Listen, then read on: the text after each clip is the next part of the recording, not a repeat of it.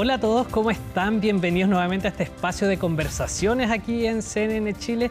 Mi nombre es Sandro Lavarría y hoy día vamos a estar conversando de teatro y de una nueva temporada de Una mujer llena de vicios que se reestrena esta vez en Matucana 100. Y para abordar lo que ha sido esta obra nos encontramos con sus dos actrices, con Antonia Segers, con Patricia Rivadeneira. ¿Cómo están? Muy bien, muchas gracias por esta invitación. Listas para la función de esta noche. ¿Cómo han sentido? Bueno, primero, ¿qué significa para ustedes reestrenar una obra? Tener la posibilidad de que se reestrene en un teatro distinto, porque esta obra nace en el Teatro Nescafé y ha ido ahí también moviéndose durante estos últimos 2 años. Y como que lo que se estila ahora es que las temporadas de teatro son muy cortas y cuando a las obras les va bien, uno va haciendo nuevas temporadas cortas por todos lados, como que es como yo he estado haciendo teatro los últimos, yo diría, 8 años más o menos, claro. Que ya no son unas temporadas largas en un teatro y que los teatros se casan con las obras, les vaya bien o les vaya mal. Entramos ahí en el mercado y hay que... Y a esta obra le ha ido muy bien y entonces eso ha significado que hemos ido de teatro en teatro reestrenando y también ha sido eso muy bonito porque vamos cambiando de públicos, de escenarios, como el formato de la obra es muy distinto en el Nescafé que en el GAM, que ahora en la sala exquisita de Matucana 100 del Teatro Grande, que es una gran sala y que la obra se ha acomodado muy bien también a ese espacio y a ese público. Claro, anduvieron incluso por Argentina. Tú no tuviste la posibilidad, Antonia, no, yo no pude. pero tú, Pati, ¿cómo lo viviste allá? ¿Con un enroque con Cecilia Roth? No, con Alessandra. No, Cecilia vino a Chile, exacto. Y Antonia estaba filmando, así que Alessandra Fungiumel, nuestra directora, la reemplazó y la gozamos. También fue divertido eso, ¿no? Claro. Porque... Bueno, Alessandra la sabía muy bien porque fue la directora, así que tuvimos un gran éxito de público y de crítica. Y eso fue sorprendente porque los argentinos, hay que decirlo, en materia teatral nos miran un poquito por debajo del hombro. Y además no van obras chilenas, no llevan obras chilenas a los circuitos comerciales. Esta era una sala de Corrientes, una sala emblemática, el Teatro Picadero, y ellos tienen un gran sistema de noticias culturales, claro, y de crítica, y entonces salieron 3 artículos muy importantes, muy buena crítica al público entusiasta, y eso nos sentimos súper orgullosas de haber hecho esta obra que era complejo transformar un ensayo en un espectáculo teatral. Y el equipo de Manuela Yarzún, Alessandra y nosotras creo que nos creemos un poco la muerte, ¿no? Salió bien, salió buena. Porque, oye, a veces se fracasa en Claro, pero igual de alguna forma... Pero hay veces que sí, que funciona. Imagino que eso reafirma que es una obra que está muy vigente aquí en Chile, pero también en cualquier otra parte. Es que es una conversación que es dinámica, además, es una conversación que es muy antigua, que ahora están existiendo nuevos puentes como para que nos miremos a la cara, mujeres, hombres, hombres con mujeres, mujeres con hombres, y generar las nuevas conversaciones que yo siento que esta obra igual es una invitación a eso, a lo que tú decías, que nos contaste que la fuiste a ver, y que te genera conversación, te genera preguntas, te inquieta, te dan ganas de seguir hablando y esa es la invitación que tiene esta obra. Y es una invitación hecha, bueno, ya lo viste, con humor también, con un espectáculo que es muy seductor. Entonces es un espectáculo teatral que siento que es una bonita invitación a vivir la obra y después seguir conversándola. Es como una obra que se extiende en el tiempo. Claro, porque puedes no estar de acuerdo con las cosas pero que aún así genera la conversación, claro, o que afirman, y eso también es interesante, abre preguntas sobre temas que normalmente no se conversan abiertamente. Nadie cuenta ni habla mucho así públicamente de lo que es la pornografía, por ejemplo. Claro. Pero sin embargo el consumo de pornografía es uno de los más altos en el mundo. aquí en Chile. ¿Sabían? No, no sabían. No Sí. tenía ese dato.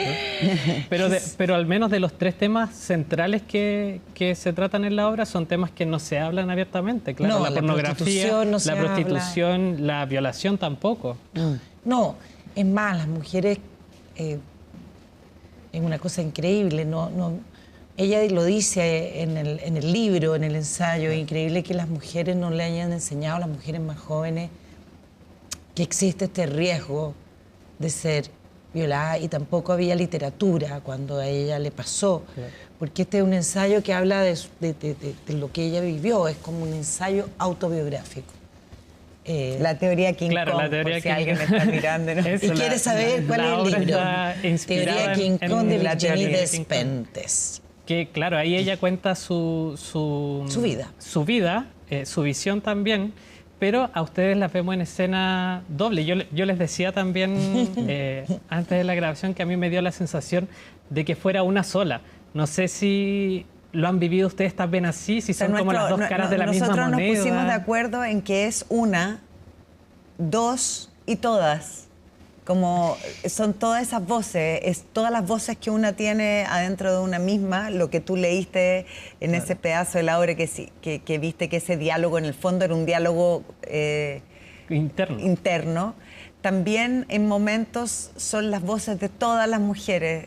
En el tema de la violación, la Alexandra quería mucho instalar eso, que es una y son todas también. Claro. Entonces ese es el juego con estas dos mujeres vestidas de Chanel, igual, con el ruch corrido.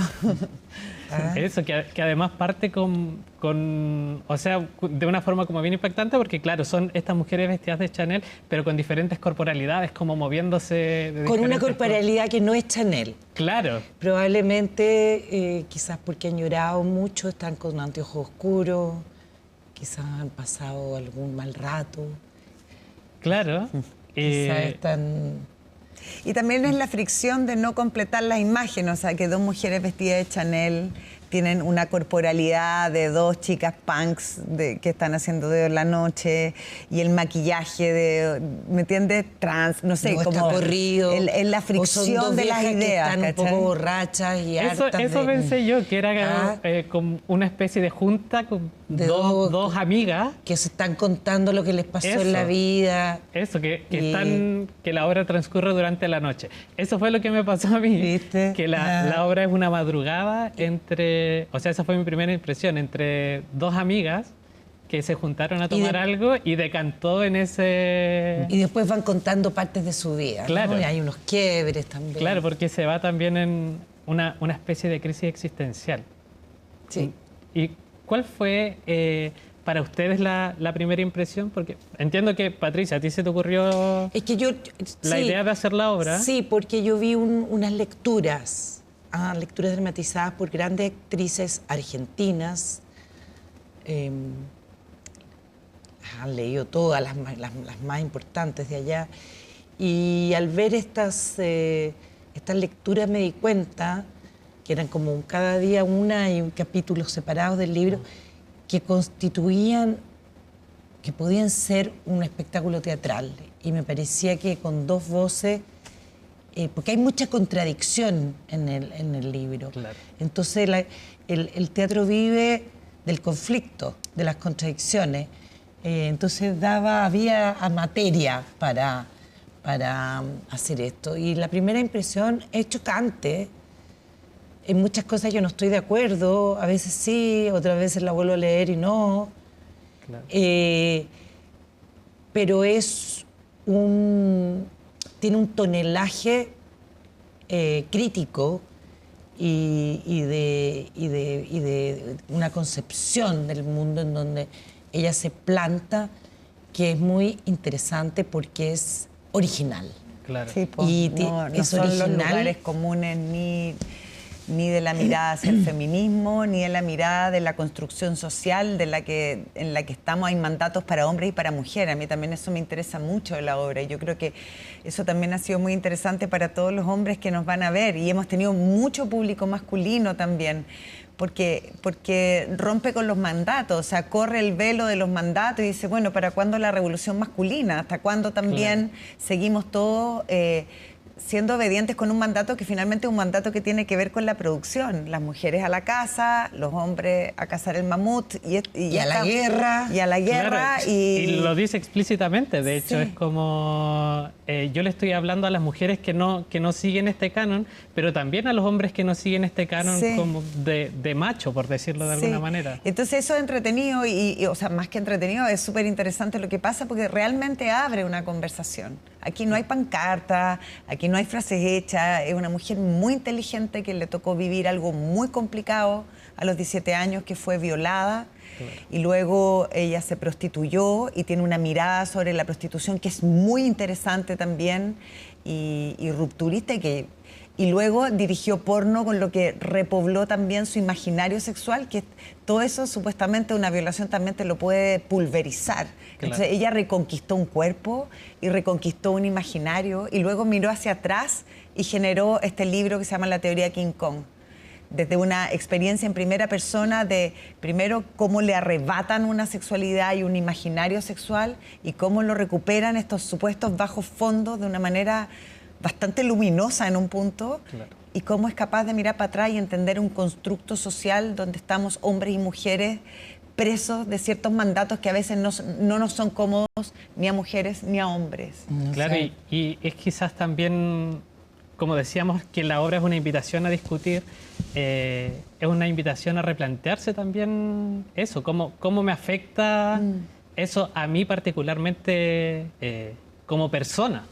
Sí, y quiero o no quiero, o lo estoy haciendo como, estoy viviendo un rol, asumiendo un rol como zombie. O, claro. ¿Qué pasa si yo miro a los hombres y digo, bueno, también me gustan los que no quieren ser protectores, quiero conocerlos, quiero darles la oportunidad también, porque, ¿no? ¿Y qué pasa si una mujer entonces también se sale del estereotipo? ¿Cómo podemos generar esas conversaciones para que podamos, no sé, vincularnos de maneras más saludables, ¿no? Claro. Y ¿cómo ven también que se inserta esta obra en este momento político, no solo de Chile, sino que también del mundo? En un mundo en donde la misoginia avanza. Claro, o sea... Donde hay, por ejemplo, uno de los candidatos, o dos de los candidatos que están queriendo llegar a ser presidente de Chile, que detestan a las mujeres, donde la mujer...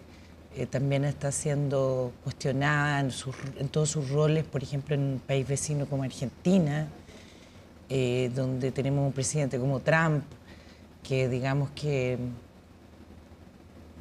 tiene una visión de lo femenino que es completamente pornográfica, diría. Claro. Y hubo hace poco también, hace algunos días, una discusión sobre la ley de las 3 causales también. Sí. Acá en Chile. Entonces es un momento complejo y creo que lamentablemente seguimos avanzando 2 y retrocediendo 3, pero creo que la gente joven no se deja engañar. Espero que los viejos tampoco, en realidad. Y es un momento complejo también porque esto de que, no sé, entre la falta como de desarrollo de ideas con el lenguaje de Twitter, uno ve que Trump es presidente por Twitter, o sea, por 10 caracteres, no sé, ni siquiera con un trabajo de ideas más profundo, ¿cachai? Que es todo así como paquete cabrita. También generar el espacio y el hábito de ir al teatro, ir al cine, reflexionar, conversar, sentir en conjunto y darnos el espacio de conversar en más caracteres que los que Twitter te permite, ya eso es una transgresión hacia dónde van estos tiempos y yo creo que también todo esto, como estos extremos son fruto de la falta de profundizar, de conversar, de generar ideas más largas, de darnos el tiempo de cuestionar, de habitar los grises, de que no todo es blanco o negro, de que podemos tener grises. Yo puedo tomar un poco de allá y un poco de acá y no soy ni de allá ni de acá, simplemente estoy haciendo el ejercicio de pensar. Y la comunidad, pues, la comunidad humana, esta cosa de querer ponernos unos en contra de otros, en rivalidad. Claro, como en mood de guerra. Que eso es muy del... Decide en qué trinchera estás. Eso es muy de las redes sociales y no es lo que le conviene a nuestra especie para salir de la crisis que estamos viviendo como especie, como planeta, como todo. Claro. Lo que nos conviene es mirarnos a los ojos, conversar, y tratar de entendernos y de comprender las diferencias, pero no de querer... Es evidente que si hay una parte de la población del planeta que tiene, digamos, muchos privilegios que no los quiere perder. Claro. Pero creo que ya se hace evidente que si no se comparten los privilegios, tampoco, o sea... Al final terminamos como en un 360, nos movemos para un lado, pero seguimos llegando donde mismo un poco.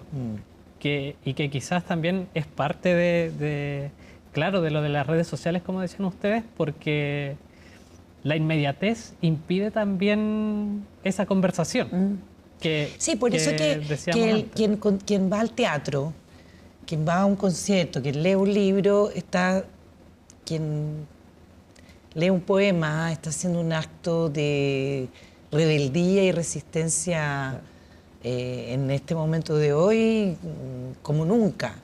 Claro, aferrarse a las artes que de alguna forma es algo que se defendió harto durante la pandemia, pero no sé cómo lo ven ustedes también ahora, cuando ya han pasado 5 años. Eso es lo que digo, que todos los espacios en donde la comunidad se encuentra, en donde nos encontramos con el otro, como estamos aquí contigo, en donde nos olemos, en donde practicamos nuestro ser mamífero, es un acto de rebeldía que se contrapone a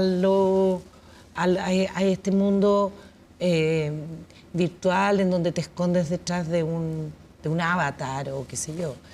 Y habitar la ciudad, habitar los espacios que la ciudad te propone, visitar los museos, creo que son como actos heroicos en un mundo en donde como que nos quisieron como encerrar, donde está todo lleno de cosas que nos meten miedo, el cuco, ¿cachai? Oiga, ¿y cuál es la lectura que hacen también de este gobierno, aprovechando que las dos son tan políticas? Yo creo que ser presidente o presidenta de un país en estos tiempos es realmente muy difícil, porque además hay un sistema que ya se come en un punto al sistema político, que es el sistema económico, que es bastante brutal, como finalmente tensiona y lleva el pandero en muchos aspectos, pero yo dentro de todo siento que ha sido un buen gobierno, en la medida de las posibilidades y con muchos debes, pero son apenas 4 años y ha habido cosas buenas y cosas no tan buenas. Con la cultura se mandó un aldea importante. ¿Cómo ves la gestión de la Pero también ministra? veo, es que no, yo veo a una mujer trabajando con todo su ser y eso yo doy fe y la veo en los lugares y la veo intentando. Y un ministerio muy pequeñito y no es fácil, pero yo no podría decir que ella no ha hecho el trabajo. Yo a ella la he visto trabajando. ¿Y estas elecciones? Claro, tú participaste de la campaña, Antonia, del presidente Boric. Tú hace algunos meses, Pati, también dijiste que tu candidata a las primarias era Carolina Toá. Sí, así que estoy de viuda, estoy de duelo, no quiero hablar de eso. Pero no sé si puedo preguntarle si van a apoyar en algún momento a Janet Jara. Estoy de duelo, no tengo tiempo. Yo también estoy todavía levantándome el duelo. No hay... Vamos a ir viendo los programas. Claro que no voy a votar por alguien que odia a las mujeres, eso no. Pero es responsable decir, quiero ver el programa, o sea, porque salgámonos del paquete cabritas, ¿no? Claro. Y de decir, tranquilidad. Yo soy una persona izquierda, a mí siempre es el lugar en el que yo me identifico, pero quiero ver... Siempre es necesario mantener las discusiones a raíz de lo que veníamos conversando. Sí.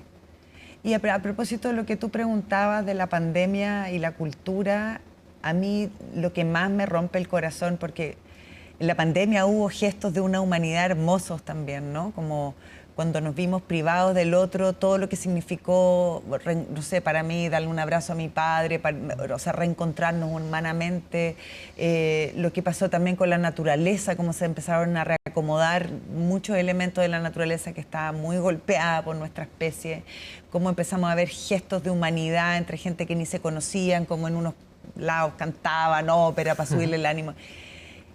Si a mí en ese tiempo me hubieran dicho, esto se va a acabar y apenas se acabe va a estallar una guerra y luego un genocidio, yo te hubiera dicho, no, no, si nosotros nos estamos dando cuenta de algo importante, de algo que tiene que ver con la belleza.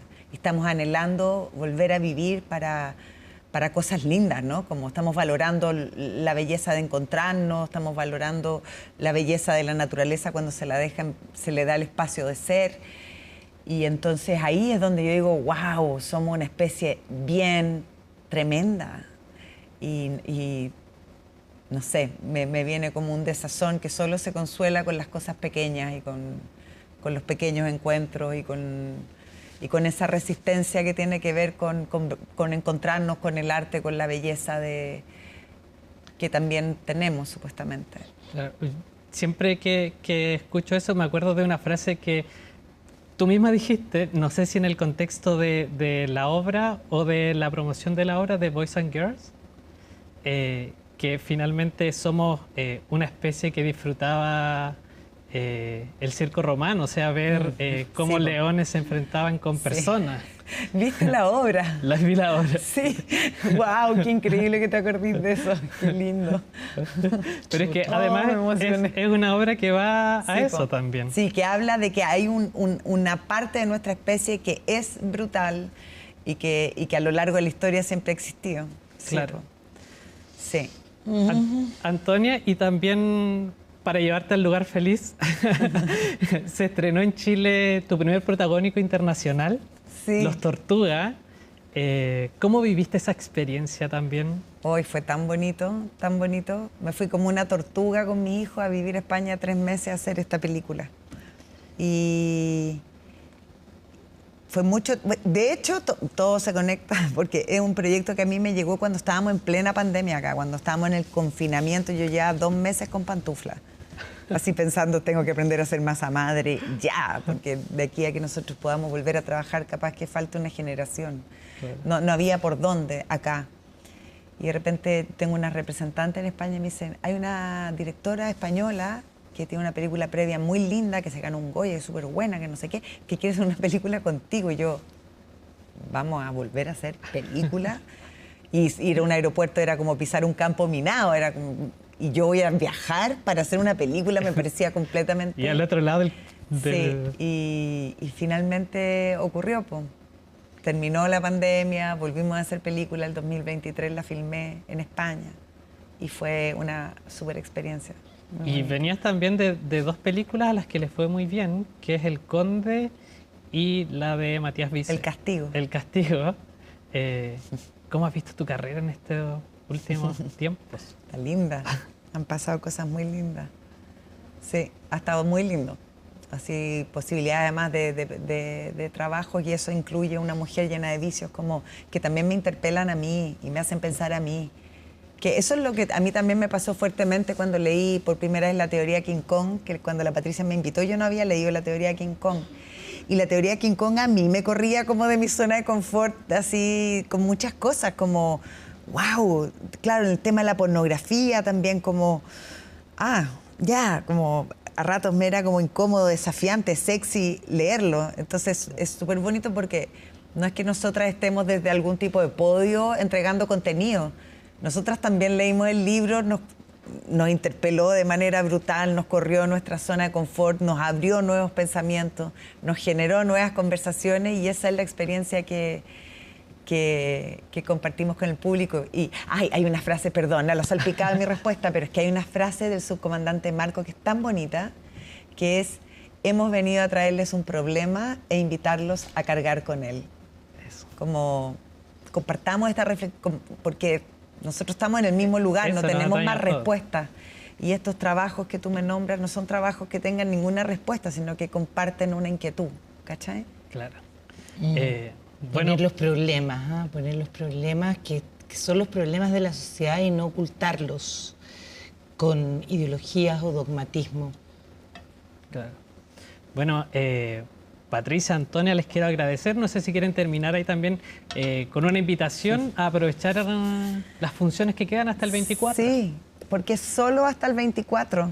De agosto, solo hasta el 24 de agosto, en Matucana 100, viernes a las 20 horas, sábado y domingo. A las 19 horas en Matucana 100, en esa sala grande, hermosa. Y además hay muchos panoramas en los alrededores. Hay un cafecito ahí mismo. Sí, y está el MAC, y está el Museo de la Memoria, y está el Museo La Quinta Taller, Normal. y está la Quinta Normal. Así que pueden hacerse el día completo y terminar con nosotras. Eso, les agradezco mucho por la conversación, por las reflexiones. Muchas gracias a ti. Y por todo el recorrido. Gracias. Nosotros llegamos hasta aquí con esta conversación. Los dejamos más que invitados a seguir en toda la programación de CNN Chile y nosotros ya nos encontraremos en nuevas conversaciones.